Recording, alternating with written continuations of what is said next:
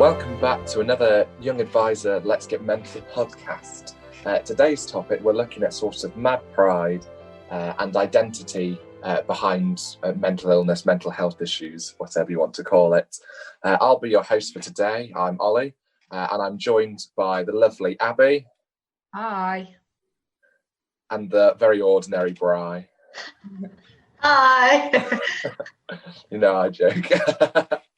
But yes, jumping in, we basically decided that we wanted to look at this topic both from a historical angle and sort of an identity angle in terms of what Mad Pride is, what it was, how it came about, because it's probably one of the lesser known liberation movements, I guess, as it were, compared to the more famous civil rights movement or sort of pride when people think about LGBTQ plus celebrations of identity.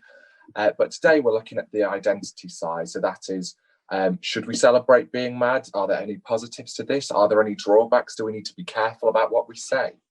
Well, we will give a little rundown on the history before we do this to give some context.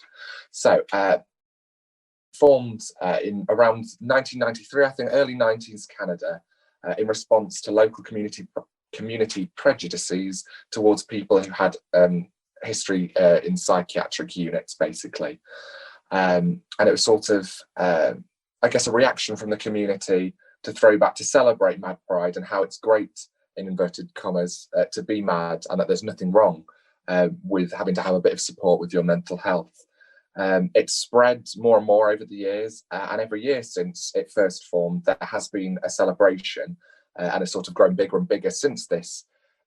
It's had influence in various different health movements, including sort of peer support work, and also stretches across into sort of, I guess, promotion of service user rights in the mental health industry is the wrong word, but mental health sector, that's what we're after. So to open off the discussion today, I'd like to ask Bry and Abi, have you heard of Mad Pride before? And what are your thoughts around it? Abi, I don't suppose you'd like to take the floor first? I can do. This is really interesting because I'd actually not heard of Mad Pride before. Ollie introduced this. So I went away and I did a little bit of research about it, into the history and what it is.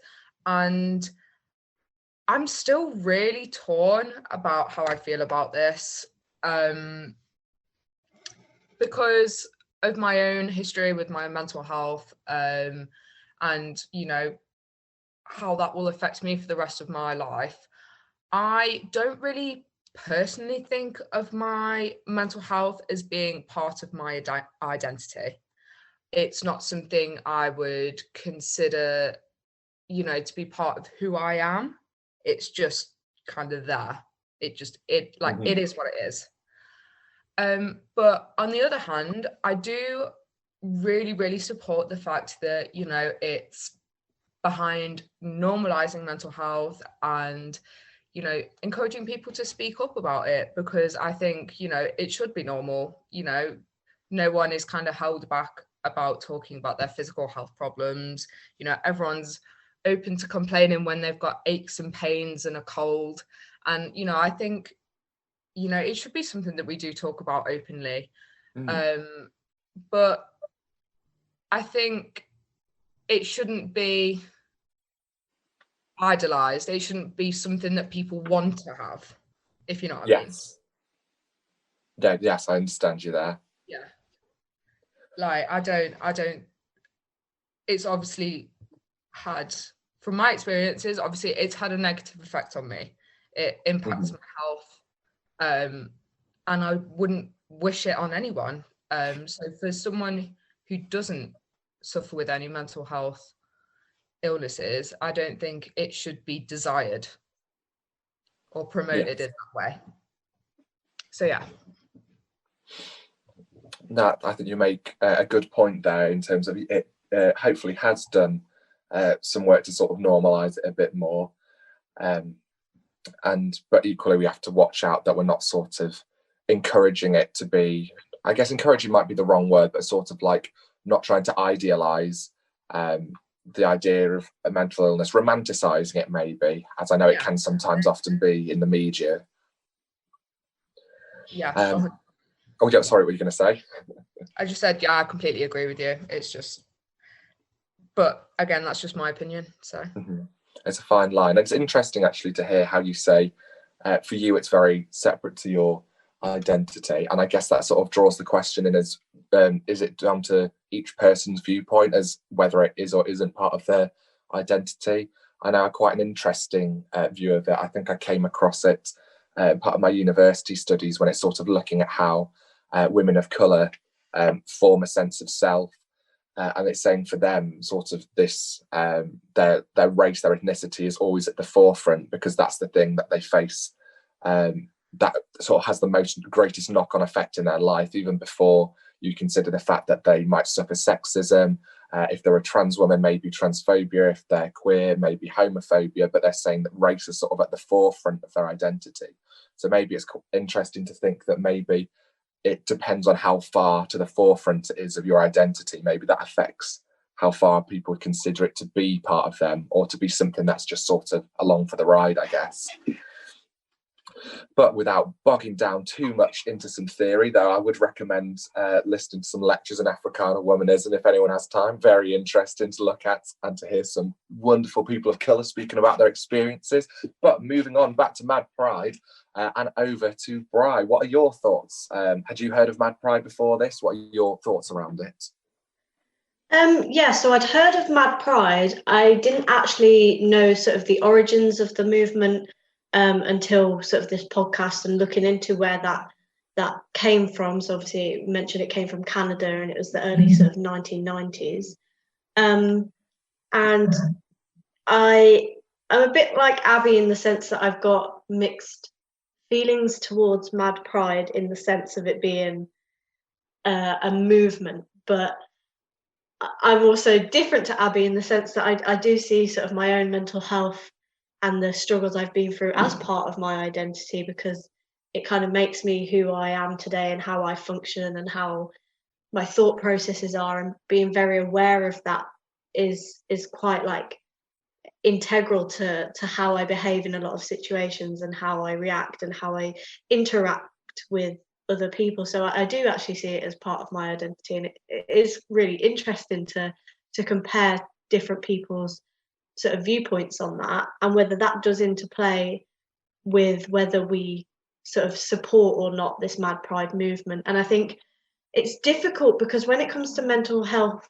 conditions and illnesses, a lot of people, the whole romanticizing thing, I get it, because there is a sort of sense of that in sort of certain media and things like that. I know there's a common example of Skins and Effie from Skins and how that sort of romanticized mental illness.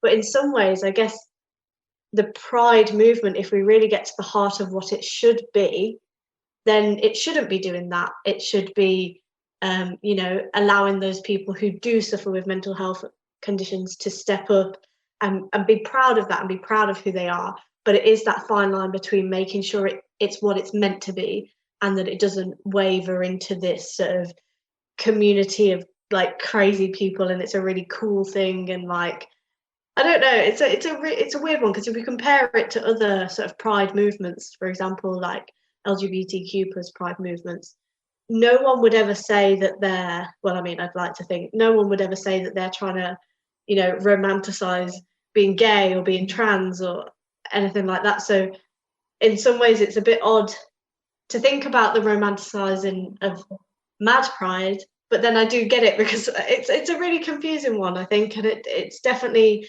a topic which stems really, really good debate from loads of different areas, and I am kind of personally torn on it. I'm not entirely sure where I stand yet. Yeah, I think it is one of those topics where it is very, very grey, I guess, as it is. It's far less black or white in some aspects of it, and you can sort of see how it's very much, I don't know, I guess a continuum. If you're looking at the arguments, it's sort of hard to tell how far down the line you support it or not, but everyone seems to be maybe a little bit more in the middle, where you can sort of see how it would snowball too far if we're perhaps saying that mental health is it's like just a positive thing. And obviously, before we jump any further into that, we need to acknowledge that obviously we're not saying that mental health issues are at all negative, but that they can obviously cause a lot of struggles, and it's not something that I think anyone who's suffered firsthand with things would want to sort of wish upon someone to have to go through. But equally saying that, maybe it's not something that we should think of as something to be pitied, or something to be regretted, or sort of seen as an element of, oh, I want sympathy, boo-hoo me, look how hard my life is. Because actually maybe it does, like you say, Bright, can make you into who you are today, and maybe without it, you'd be in a far different place. And we'll touch upon that actually a bit later, around maybe there are some silver linings, I guess, to having a mental health recovery journey, or any sort of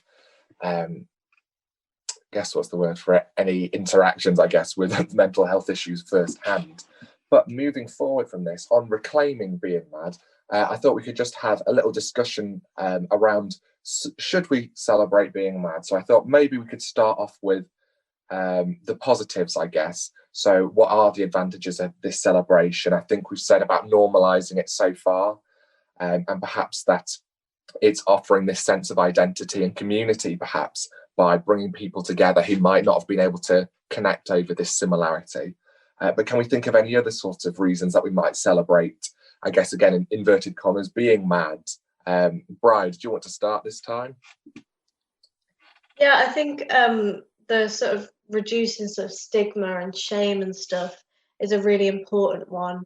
And in terms of, I know a lot of the sort of LGBTQ plus pride movement is to provide this sense of community whereby you can almost have a safe space where you're able to reflect upon the hardships that you've been through previously, especially throughout history. And I think if we apply that to Mad Pride, like people who have suffered with mental health conditions, especially quite severe mental health conditions, have really been through a lot over the years and throughout history. You know, there's all the different types of crazy medical things that they went through, you know, lobotomies and things like that, and electroconvulsive therapy, which wasn't, you know, didn't have much guidelines around it.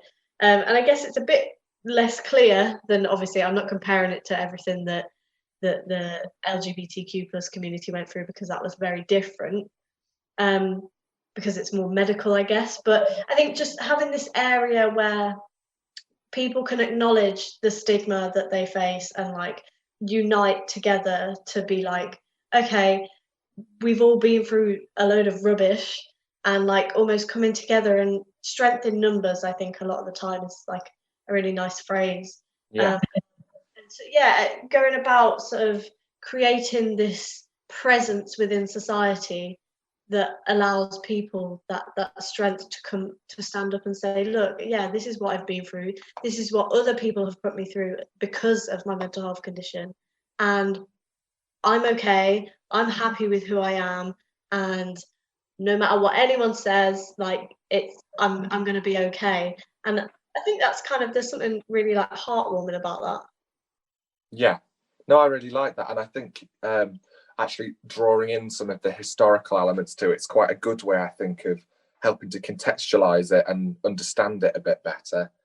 And the idea that people do sort of, I guess it's the element of going through suffering. To take it on a slight tangent away from the own question that I asked, but when you were speaking, I guess, comparing somewhat how we might celebrate queer pride and mad pride. Hopefully people aren't offended by me using that term. It's not used in a stigmatized way for me, but I'll say LGBTQ plus pride maybe a bit more often. But so LGBTQ plus pride against mad pride, against sort of pride in mental health. And it made me think, actually, I wonder if some of the history behind that is they do have a sort of somewhat interlinked history at times, because I don't know how many people, any of the listeners at home are aware, but not to sort of trivialize it with my upbeat tone, but obviously there is sort of that link between, I guess, therapies and the medicalization of LGBTQ plus identities, and seeing that as something to sort of escape. And then as a sort of counter movement to this, you had the pride of, no, I don't need to be cured. And I guess that's where it gets a bit more grey when it comes to mental illness, because no, you don't need to be cured, you don't need to be fixed. but you do need to be given the tools, I guess, to be able to cope with this and to be able to live a fulfilling day-to-day life. And I guess that's where it becomes a bit more of a fine line, because yes, you want to have a fulfilling day-to-day life and you want to be proud of who you are, but equally you don't want to sort of I feel there's a word that I can't think of, but putting on a pedestal, I guess the idea of madness, the idea of mental illness, to be something that we should leave people to sort of live lives without any form of support, because it can actually be quite detrimental. Sorry to take that little tangent, but bring it back, I guess, to reclaiming being mad. We said a bit about the history, a bit about the sense of community and how it is normalised. I don't suppose you had anything else to add to the conversation, Abi? Yeah, I mean, one of the things that's really struck me just from doing a little bit of research and listening to what you guys have got to say is really kind of the educational aspect of it. And I don't want to obviously bring it back to LGBTQ plus pride, but just from looking at that aspect of things, like on social media, I have found really educational, and as I'd hope that other people who hadn't experienced any mental health problems would be able to take away something from the Mad Pride if they had ever come into contact with it in person or on social media, because I feel like there's a lot to know when it comes to mental health illnesses and what they are and how they are treated within society. And I feel like if people are taking something away from that, then it is definitely a positive, because there is so much to know about all the different mental health illnesses you can have and people's individual experiences, which we can, you know, listen to and learn from in order to make improvements within the mental health services that are offered, you know, across the world.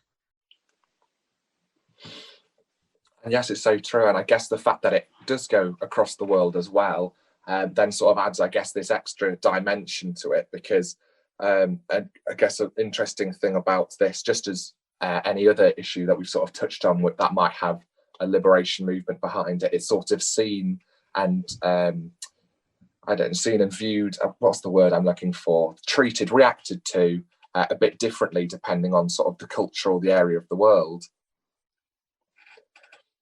Yeah, definitely. I think, you know, all these different cultures have different ways of looking at mental illness. And, you know, not saying that there's like a right and a wrong cultural way to approach mental illness, but obviously the way that mental illness is looked at in different countries is, you know, some of it is not what I personally deem to be ethical. So taking this worldwide, I think it gives the opportunities for those countries who maybe don't have a lot of scientific knowledge about how to treat people with mental health illnesses, especially more severe, like psychotic illnesses. So if it brings that kind of research across the world and helps to, you know, improve services in that way, then yeah, I think it's great. And that's a really good point you made there, I guess, in terms of uniting people across. And I guess it offers hope for maybe those who are in a certain nation, a certain culture where it's deemed as something more negative and sort of the stigma is very apparent, maybe being able to look towards this sense of greater global identity and the idea that in different areas, different nations, different cultures, it's treated very differently, and even to go as far as celebrated. That's probably quite a reassuring thing to be aware of. Yeah, definitely. I don't suppose anyone had any further comments about reclaiming being mad and anything we've touched on so far before we have a little look at maybe some of the things to be cautious of? No, I think yeah, just that whole process of sort of stigma and educating society and sort of the sense of community. I know you mentioned a bit about identity, Ollie. I don't know if you wanted to talk about sort of the identity aspect it provides. Oh yes, actually, I think it could be nice to open up the dialogue a bit more around that, I guess, with identity. I know I've touched on it with a few strange tangents, I guess. I don't know if strange is the right word, maybe unexpected for the poor guests who are joined with me whilst I'm going on about Africana womanism and whatnot. But yeah, I guess when I was thinking of it in terms of reclaiming being mad, should we celebrate it, and sort of the identity element, it is quite an interesting one in terms to look at it as how it does shape you. And I think it will probably, at least for maybe how I understand it, might differ quite drastically depending on maybe what someone has suffered with, what someone's experiences with mental illness and mental health issues have been. I think the example I might have been thinking of is maybe someone who has suffered with, I'm trying to think, maybe I'm trying to think of something, maybe like a short-term depressive episode potentially might have seen that as more of a bump in a road rather than something which is more of a core element to their identity. Whereas maybe someone who has been diagnosed with a personality disorder, and this is something that's sort of with them, it has been and will remain to be with them, maybe there'd be someone who'd be more keen to get involved in a movement such as this, because maybe, I don't know, not to say that there's a way out, but I guess if there's something where you're able to recover from all the negative effects and sort of close the book, I guess, as it were, on that chapter of your life, maybe you'll have a different viewpoint and see that as something that's external to you. Whereas if it's something you're sort of constantly battling, readdressing, it's sort of shaping how you navigate the world, I guess. Maybe that's where it becomes more of a core element of our identity. And that's where it becomes, I guess, that thing we're presenting to the world. It's closer to the front of the queue, and therefore something that we see as more core, more central to our identity. I don't know how either of you two feel about that, Brian, Abby, if that's sort of how you navigate your sense of identity. I know it's quite a big topic to just jump upon, as if we actively think about who we are all the time. Yeah, I think why I sort of at the start said that I see it as part of my identity is because of, so I went through sort of depression, and I also have quite an anxious personality, and have also been like diagnosed with anxiety. And the although I've recovered from sort of my depressive episode, and I'd like to say a lot of the things associated with my anxiety disorder, I do think that the nature of being such an anxious person changes my thought processes. And this is something I actually spoke about in sort of my therapy sessions, was that I will always be this person. I will always be this way.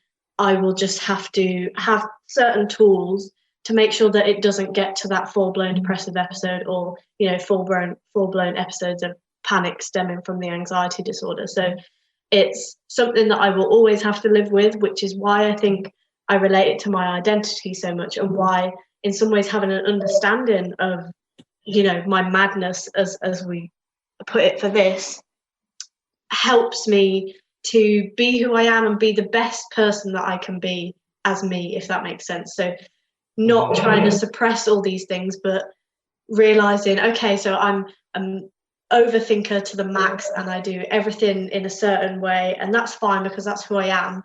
But sometimes making sure I put things in place to make sure I don't go overboard, and then other times sort of harnessing that and being like, okay, this is what I'm good at, so I'll put myself in positions where these are the things that I can do in sort of group work and things like that, because that's where my strengths are, and that's part of my, you know, as we say, madness. So it's kind of acknowledging that those sort of aspects of me and where they fit and how best to sort of harness them to be the best version of myself. And I definitely think that my mental health conditions are they just are me, and they will always be there. It's just making sure that they're not at the point where they're classed as full-blown mental illness sort of breakdown stage, if that makes sense. Yes, no, it's very, very beautifully put, actually, and a really nice way of sort of highlighting that it's not all doom and gloom. It almost makes me think a bit of, and I don't know if I'm going off on another weird tangent here, but a bit of the film Inside Out. Yes, and acknowledging all those different components of your, your emotional being and your personality, and just sort of having them inside you as little characters. Yeah. And letting them out when they need to be let out. Yes, exactly. It's like not letting one thing have control of the steering wheel. Yeah, I think that's a really nice way of putting it, actually. Yeah. And there you are. You're welcome, Disney Pixar, for our accidental advertisement of your films. Oh, but yes, pulling it back, I seem to be going all over the place today. It's a good job that this is a conversation and I'm not driving a car. But yes, Abi, going over to, I guess, the element of identity and how you've come to view it. Are there any things that you'd like to add to the discussion and the points we've raised?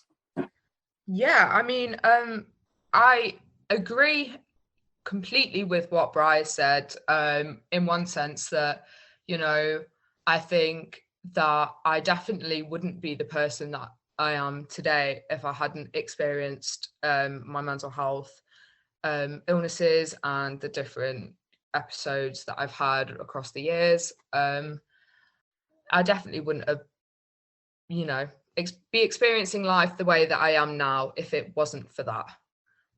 But then on another hand, I also don't want to let my mental health illnesses define me and who I am as a person.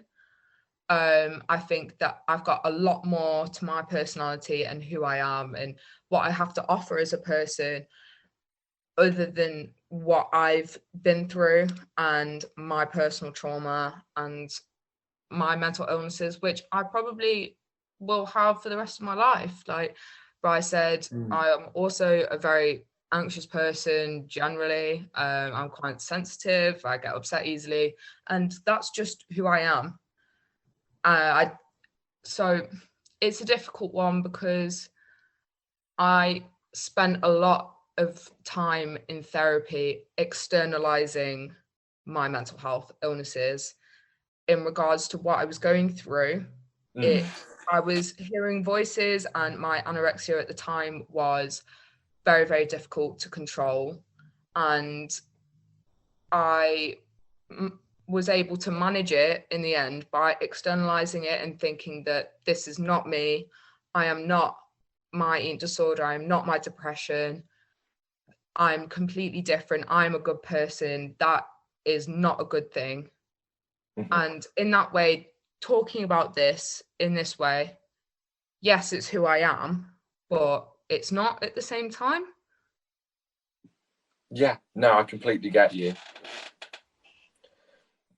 I think, sorry, I was just going to add on to that. I think that's like a really nice sort of comparison to draw how different people approach it, and it totally depends on your personal experience with your mental health condition and also your way of working through recovery. I mean, my way of working through recovery was accepting who I am and the things that I cope with and pushing through it. And then, I mean, Abi, by the sounds of it, Abby's way of recovery was sort of compartmentalizing that and going, okay, no, that is not me, and that is not what I want to be, and I can work to sort of box that side up and push it away.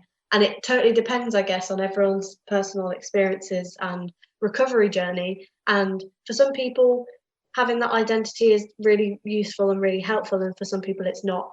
So it's a very person by person basis, I guess. Yeah, definitely. It's definitely individual. Like, I agree with what you're saying, obviously, Bri.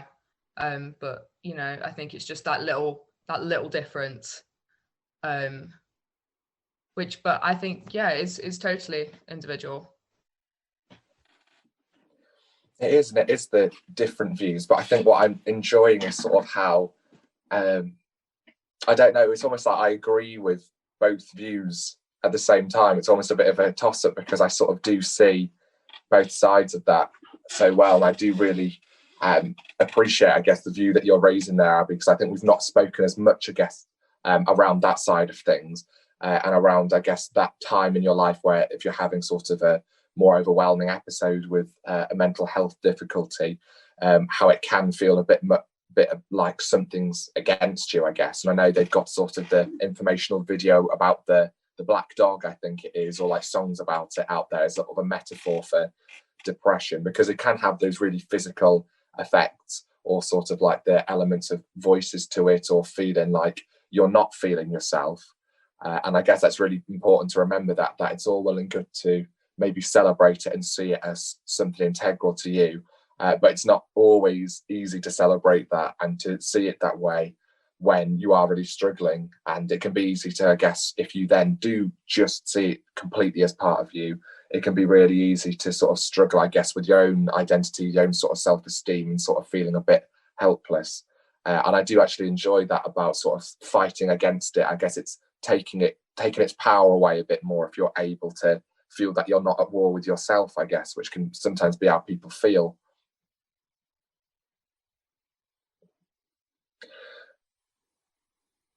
Yeah, I definitely agree with that.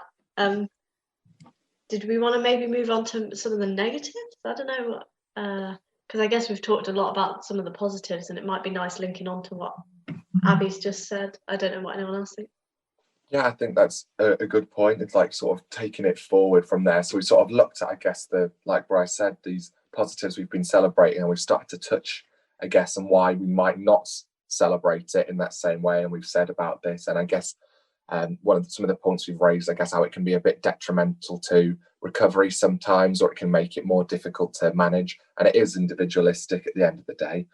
But if we're saying why we shouldn't celebrate being mad, I guess one issue I'll throw out there might be sort of, I guess there are sort of that semantic issues around the idea of it being mad pride, so sort of like the meaning behind those words, because it could be seen as something of being crazy. Is it like, actually, is it doing good if it is still prompting up those ideas? I know I referenced the word queer earlier, and how maybe I should be a bit more tentative in using it, because for some people that is a very negative word, but like they're trying to do with mad pride, it has been reclaimed by various others. So I guess there's one issue around celebrating being mad, but also I guess looking at that a bit more, you're sort of thinking of maybe some quite outdated viewpoints and stereotypes about sort of words like lunatic, where it's something where people can quite understand. It's seen as someone who's just a crazy villainous person who's going out of their way to commit harm, maybe when we're thinking of mad. I don't know what anyone wants to add to this. Have you got any other things of why we might need to be a bit wary about celebrating being mad, Abby? Yeah, I think, like we mentioned earlier, it is just a really fine line about how we go about things. And I'm all for like reclaiming the word mad, and all words like it, but I think people can still view it in a bad way, and I wouldn't want to start labeling everyone who's got a mental health illness as mad. So there is that aspect of it. And I think, like we mentioned before, just the romanticization of being mentally ill, because I know for me personally, I wouldn't want to wish on anyone what I've been through in regards to my mental health. No one should have to go through that. So in the way that it might almost promote having a mental health illness in order to be part of this community, I don't agree with it in that aspect. Yeah, it's very true. And it sort of does make it a bit problematic in that way of it, if misinterpreted, because I think we can agree here we haven't said there's those nice aspects to it, but if misinterpreted, you don't want to be sort of risking saying that people have to sort of, I guess, inverted commas, remain mad, that they have to sort of like they have to be struggling. It has to be that it's this amazing thing to be at the end of your rope, I guess. Or that you should, for example, if you're experiencing an episode of psychosis, that this is a thing that should be celebrated and you should be encouraged to have this forever, because that's not really sustainable in terms of looking after oneself and looking after others. No, yeah, definitely. Like, I think it would put an enormous amount of pressure on services, but who are trying to promote physical and mental well-being, trying to, you know, ensure people are getting discharged from services so they can, you know, continue to live a life where they are as healthy as possible, and kind of encouraging people to stay mad just to remain as part of a community is not beneficial to anyone. Yeah, and it does make me think that it might be not that I should spend every podcast thinking to the future, but it does make me think it could be almost interesting to look at almost sort of culture and how mental illness is viewed differently in that, because I think there's definitely times where people might not seek treatment because they believe it's not to do with maybe that more sort of physical element of mental health, but it's actually to do with maybe something else, like hearing the voice of someone who's passed away, or that they're having a divine experience, or other things. And it could be interesting to analyse sort of how those viewpoints work, how they sort of affect someone else's sense of identity. Like, can it be dangerous if people don't receive the support that they might need in that moment, and what support might that be? But yes, to link back onto it being maybe a potentially dangerous thing that we might want to tiptoe around a bit more. Bry, do you have any comments to add to this? I think just sort of generally with the possible negatives of this, the perhaps miscommunication or misunderstanding of the you know, mad pride movement, is that almost like division. And I think a nice sort of example, again, I know, try not to draw too many comparisons, but I think it's a nice way of explaining it. But so the LGBTQ plus pride movement, and the inclusion of allies, and almost that pride movement, yes, it is predominantly for those members of the community to celebrate who they are, but the importance of other people within that. And I think sometimes the mad pride movement could, and the issue with pride movements in general, I guess, is that some people view it as an us versus them scenario, and it could create further division in that madness. And I think the whole thing of needing to stay mad in order to be part of it and things like that, and it shouldn't be that. In a way, the mad pride movement should be celebrating sort of being who you are, embracing parts of who you are in terms of your mental health, especially for, you know, situations such as personality disorder and schizophrenia and things like that, where it stays with you for your lifetime.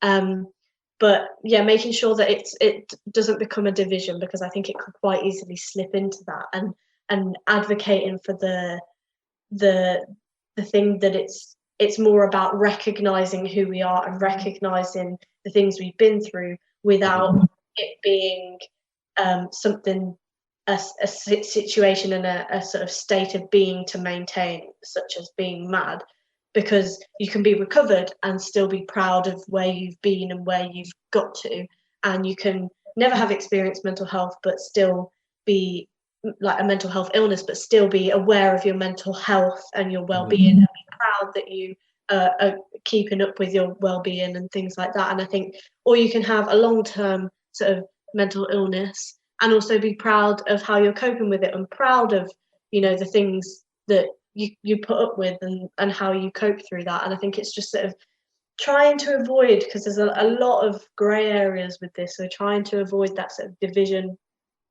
and trying to avoid that sort of like potentially dangerous aspect of it, in the sort of it's maintaining being mad and sort of not accessing services to improve yourself and things like that. I think the whole movement should be seen as more of a general wide thing, if that makes sense. I think I went on a bit of a ramble there, but I don't know if I got the point that I meant to. I think that makes sense. It's almost like a celebration of being aware of mental health and maintaining ways to sustain and look after one's mental health, rather than one of saying you should sustain an episode of mental health issue or mental illness. Yeah, definitely. I think that's sort of how it should be put across, and I don't know if that's how it was intended, because I guess if we go back to the history, it was very much an us versus them situation because of prejudices that were present at the time. But perhaps moving forward into sort of the future, that's where it could go, and that's where I'd like to see sort of the same thing with other pride movements, you know, avoiding that us versus them mentality that I think a lot of people, especially external people, they take that mentality that it's us versus them. And I think in sort of general society, we need to be a bit more understanding of movements such as, you know, Mad Pride, and sort of accept that it's not that. It's, you know, just a celebration of being aware of these issues and aware of the history and aware of everything else that comes alongside it. And, you know, moving forward with that, I guess. Yeah, very much so. And I guess also, like you were saying, recognizing that history is that, yes, well, maybe it could be seen as an us versus them thing, and maybe that's how it did somewhat originate, but it never originated out of sort of malice, of a place of bad intent, but more out of necessity. If it's an us versus you, it isn't because you've suddenly had this group of people who are thinking, yes, let's try and think of a way to make everyone have a mental health issue because that is the state of being we should have, but more people who had been sort of alienated and outcast to the very fringes of society were trying to find themselves their own little space for them to navigate and live peacefully. So I think it's something to, like you were saying, be important to be aware of the history and maybe to sort of having those double takes. I feel we could speak about this all day, but I will move on to the next and sort of final main segment of this, which is when we're speaking about Mad Pride and it being great to be mad. I thought it could be nice to sort of touch on some of the positives of living with a mental health condition. And I know that on a first note, this can sound, oh, okay, well, are we treading back on the Mad Pride toes a bit and thinking that we should be supporting everyone living in a very unsustainable and potentially unhealthy way? But no, what I was thinking we could have a little chat around was sort of maybe some of the skills or maybe some of the positive life experiences that can develop as a result of. So maybe not necessarily in the moment when one person's struggling really badly with low mood, but perhaps this has enabled them to develop their self-awareness quite strongly. I know you touched upon sort of being aware of what you need to do to maintain good mental health there, Bry. And I don't suppose this is something that you think rings true to you. Do you think you've developed maybe some good self-awareness and better resilience as a result of it? Oh yeah, massively. So I sort of had quite a long sort of mental health battle. I don't know if that's the word, but we're going to go with battle. So throughout my teenage years, so specifically from sort of around the age of about 12 to about, you know, I was discharged from services around sort of age 18. And it was a long old journey, but going through that and almost going to like the worst depths of my mental illness and going almost to like that pit of absolute despair and, you know, being a shell of a person, and then getting yourself back out of that, it's almost, I'm again definitely not trying to romanticize it at all, but like when I reflect upon that, I realize I'm so much stronger than I ever thought, and I could, you know, be very, very proud of myself, even if I don't achieve anything further in life, because I did that. And I did that, you know, I did it with some help, some guidance, but I became very self-aware and I was able to put, you know, these sort of coping mechanisms in place. And I think the way me and my therapist referred to it was my toolbox. So I started developing all these different tools so that in, you know, future situations I'd be like, aha, I have a tool for this. So whenever it started spiraling, I'd put something in place to stop it. And that toolbox I was able to sort of extend to other people. I have a lot of metaphors for my way of processing and a lot of other people's way of processing too. And going along sort of life, I can almost share those skills and stuff with other people, which is really nice. I mentioned, I think, at one of our conferences, that almost I'm so much more self-aware and almost a better person because of everything that I've been through. And especially when I went to university, I didn't have a great situation in university first year. I wasn't living with some great people, but literally all of my friends around me kind of went through a real tough time with, moving away from university and things like that.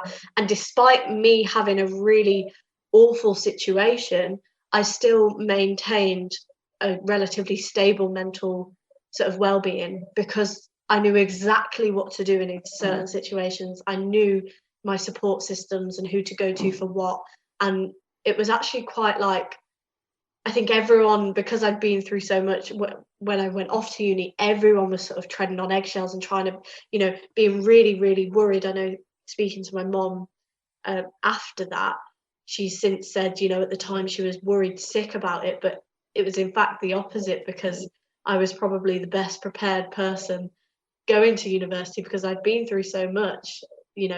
University was a walk in the park at the end of the day. I'd already developed all the skills I needed to. So sounds like I'm tooting my own horn a little bit here, but yeah, I'm just really proud of how much I developed over those years, and how much I almost used that negative to become a positive. Oh, that's really lovely. I know, yeah, toot your own horn. Why shouldn't you be proud of doing well? Someone's got to. Very true. Yes, Abi, jumping onto it's great to be mad. Positives of living with or having sort of triumphed over a mental health struggle. Do you have anything that you can relate to around this? I mean, yeah, everything. Like Bry, I have also, struggled with my mental health since quite an early age. And sometimes it can seem like it's been my whole life. I've never not struggled with my mental health in that aspect. And whenever I am faced with a situation that, I'm not happy, I can think, I nearly died. I've been at that point of, complete mental despair. So why can't I do anything else? I've literally done the worst thing that I probably would have ever have experienced in my whole life. Of course, I can do whatever minor trivial task I'm being faced with. Of course, Yeah. I'll overcome, little blips that I have in, within university or my relationships, so it's like Bryce said, it's having the tools to be able to overcome things that life throws at me. I know I'm definitely a lot more confident. I'm resilient to stress and distressing situations. And as well as that, being able to help my own friends and family who might be struggling. I can use my tools and share them with anyone who needs them, and also crosses over into, my career aspirations, because I never would have wanted to become a mental health nurse if I'd never originally had that interaction with services.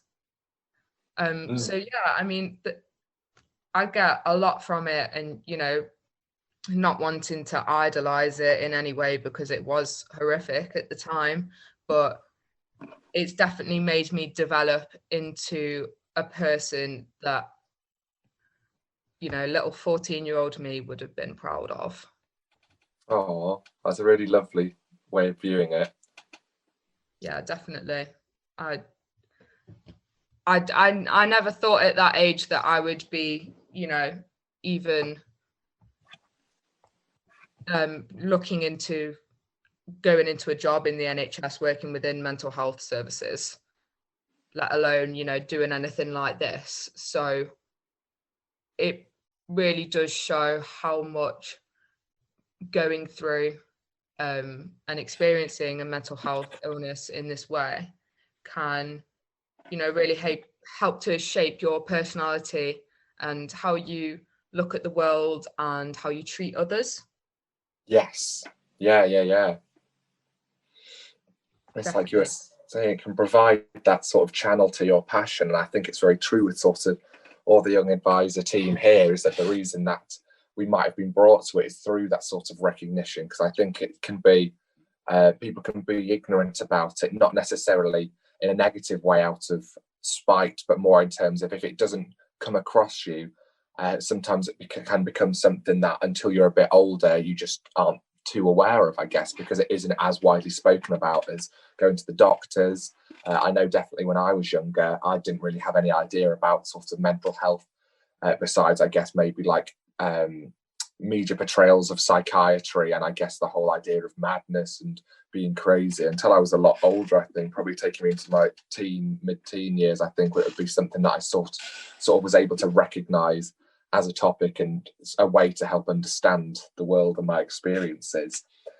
And yes, I think, like you were saying there, Abby, in a way, like if you've been able to deal with this, like the darkest days, you're able to sort of see that bigger picture a bit more clearly, and it lets you, it gives you the strength, I guess, to triumph over other obstacles in your way that might have otherwise stumped you a bit more so.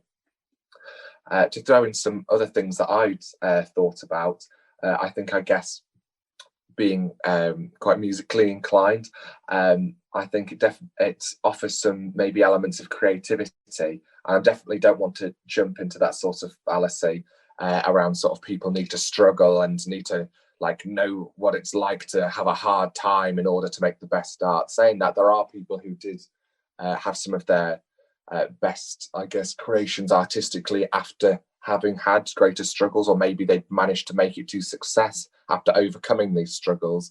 But I don't think the two are sort of interrelated. But I did want to have a little look, I guess, at that, about how it can make you more creative. Maybe it's something that you use to express yourself when you're struggling. I know for me, when I find it hard, I love singing or playing the piano, or sort of involving myself in music, as it sort of is a very therapeutic thing, as would make sense with sort of drama, music, art therapies. And I guess through that, maybe you become more well versed. Maybe perhaps you're inspired by these obstacles that people overcome. Equally, maybe if you're on a higher high, and I'm not saying just necessarily sort of like looking at medicalized highs in terms of substances or in terms of mania, but maybe for people with sort of more irregular mood patterns, like with borderline personality disorder, for example, it's like you can experience these greater joys in things, because yes, you might swing down to feeling lower than other people might, but yes, you can experience things that are lovely a bit higher. And I know that's how Mum always justifies it being less embarrassing, with the fact that she, and now I, through, I guess, living and learning, will cry at any sort of like really easy little kids film or something, but it's experiencing that higher high, that greater joy at the film.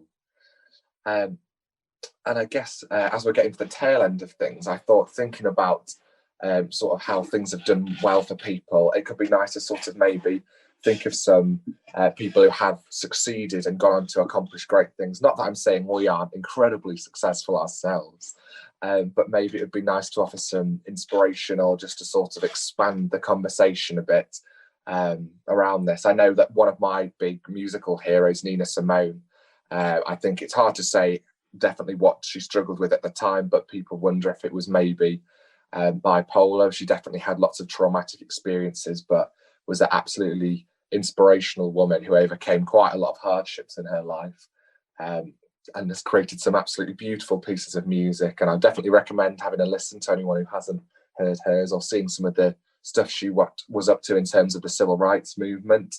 But yes, has anyone got any sort of personal heroes, I guess, who might have struggled with their mental health? I mean, for me, Robbie Williams is definitely up there, as well as Amy Winehouse.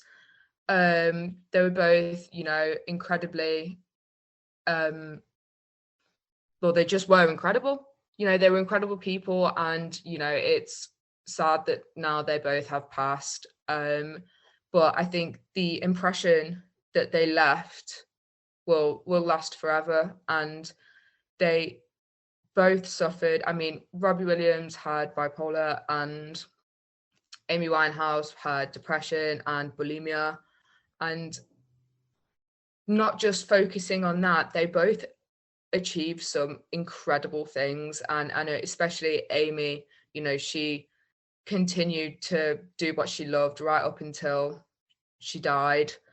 And you know, they were both such inspiring people to show that, you know, despite what you've been through and are going through, you can still achieve incredible things. Very true, very true. And it's sort of that not light at the end of a tunnel, to use that overused cliche a bit, but yeah, it's nice to recognize that some people that everyone admires and aspires to be like, I guess, somewhat, they're not just people who've had it all plain sailing. They've had their own battles, their own demons that they have had to face in it. Bry, what about you? Have you got anyone that comes to mind when we think of sort of like your personal inspirations who might have struggled with their mental health somewhat? Yeah, so two people that come to sort of my mind is another Robbie Williams, but the Take That Robbie Williams, because I know he's done a lot of sort of documentaries and openly spoken about his sort of suffering with, I think, either bipolar or borderline personality disorder, and sort of almost that higher highs and lower lows thing that you were kind of talking about, and how a lot of the time when he's sort of in his higher highs, he's almost the most productive he ever is in terms of like songwriting and things like that, and how a way in which I guess you could utilize your illness in a way to sort of be the sort of, you know, harnessing it, like I've mentioned before. But also Freddy Flintoff has openly done, I think, a documentary about his long-going suffer with bulimia, and I think as coming from sort of accomplished sportsman, it's almost quite difficult to get your head around in some ways, that sort of how difficult that must be for him to manage doing such a physical job, especially because he's a cricket player, especially because of I'm assuming the intense sort of exercise and eating regime that comes with that, and it's quite like interesting to see how he's got through that, and how he's, as we say, very successful, but also very open with everything he goes through, and saying that he goes through relapses, but he does his very best to work through it and be as healthy as possible. And there are some really interesting documentaries. That's Freddy Flintoff, by the way. I think it's on BBC. But yeah, I just find his story really inspiring because of how open and honest and almost his struggles he just shares very sort of blatantly. And you see him as this personality. I know he's on TV on like on some panel shows and things like that, and he just seems so funny and like light-hearted, and I think it's quite interesting just to understand what goes on behind the scenes and things like that, and see, again, I've said it, I'm going around in circles, but yeah, how accomplished he's been despite everything he's been through, and I just find him really inspiring. Very true, and it is nice to see, like you were saying, I guess, people from the sporting world coming forward about things like that, because I know, at least when I was brainstorming people for this podcast, a lot of people who came to my mind were sort of musicians, like singers, songwriters, artists, dancers, performers, actors, actresses, whatnot. So it's good to see, I guess, people from other professions coming forward. But I guess begs the question, are there maybe greater stigmas around other things, or maybe the profession in itself and sort of more performing related things that has a greater toll on mental health? But that will be for a podcast for another day. if you liked today's podcast and did want to know any more, please feel free to contact the Young Advisors. We have our Twitter at CYPIAT_MidYAs, and then our Instagram handle at Midlands_YA, or you could visit the website of www.associatedevelopmentsolutions.com/the-Midlands-Young-Advisors. But before we say our farewells and thank you for tuning in to what we hope will be quite an enjoyable podcast, I thought we could end from a quote from sort of, I guess it would be Lewis Carroll for it, but from the Mad Hatter from Alice in Wonderland, of "You're entirely bonkers, but I'll tell you a secret. All the best people are." And I'm Ollie, I've been your host for today. Thank you for listening. I'm signing off, and if you'd like to say bye from Abi and Bry. Bye, thanks. Bye.